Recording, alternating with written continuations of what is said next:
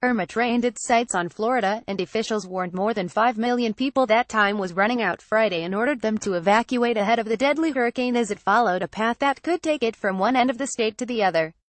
By late Friday, Irma had regained Category 5 strength with winds of 160 miles per hour, 260 kilometers per hour.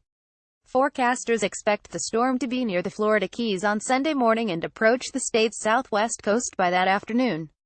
Forecasters adjusted the storm's potential track more toward the west coast of Florida, away from the Miami metropolitan area of 6 million people, meaning a less costly, a less deadly storm, University of Miami researcher Brian McNulty said. Nevertheless, forecasters warned that its hurricane-force winds were so wide they could reach from coast to coast, testing the nation's third-largest state, which has undergone rapid development and more stringent hurricane-proof building codes in the last decade or so. This is a storm that will kill you if you don't get out of the way, National Hurricane Center meteorologist Dennis Feltgen said. Everybody's going to feel this one.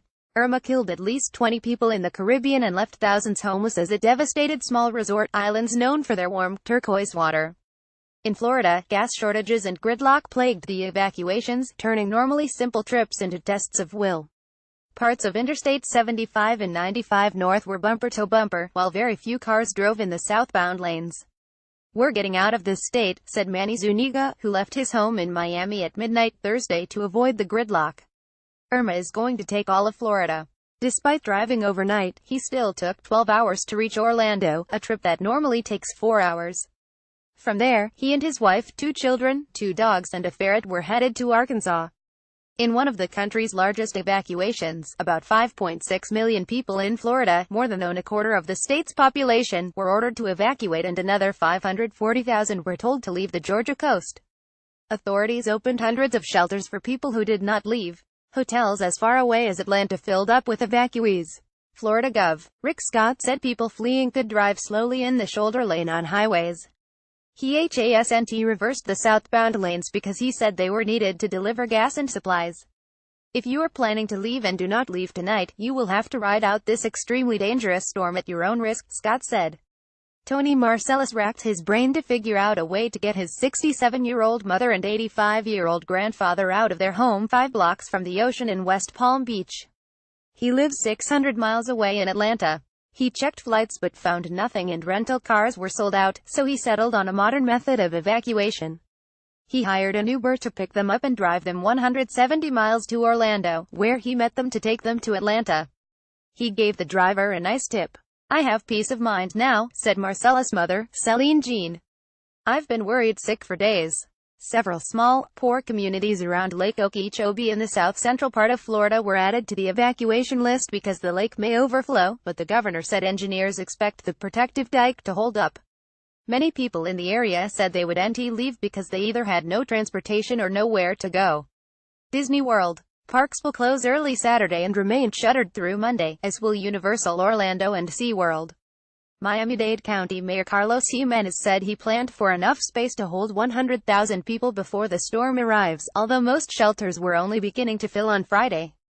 Hurricane Andrew in 1992 revealed how lax building codes had become in the country's most storm-prone state, and Florida began requiring sturdier construction. Now, experts say a monstrously strong Irma could become the most serious test of Florida's stormworthiness since then. Andrew razed Miami's suburbs with winds topping 165 miles per hour, 265 kilometers per hour, damaging or blowing apart over 125,000 homes. Almost all mobile homes in its path were obliterated. The damage totaled $26 billion in Florida's most populous areas. At least 40 people were killed in Florida. CoreLogic, a consultant to insurers, estimated that almost 8.5 million Florida homes or commercial properties were at extreme, very high or high risk of wind damage from Irma. Police in the Fort Lauderdale suburb of Davie said a 57-year-old man who had been hired to install hurricane shutters Thursday morning died after falling about 15 feet 5 meters from a ladder and hitting his head on a pool deck. The month's named WASNT immediately released. Forecasters predicted a storm surge of 8 to 12 feet 2.4 to 3.7 meters above ground level along Florida's southwest coast and in the Keys. As much as a foot of rain could fall across the state, with isolated spots receiving 20 inches. with winds that peaked at 185 miles per hour, 300 kilometers per hour. Irma was once the most powerful hurricane ever recorded in the open Atlantic, Galifaro reported from Orlando. Associated Press writers Seth Borenstein in Washington, Gary Fineout in Tallahassee, Terrence Harris in Orlando and David Fisher in Miami contributed to this report. Hurricane Newsletter. Get the best of the AP's all formats reporting on Irma and Harvey in your inbox. http://opni.wahiked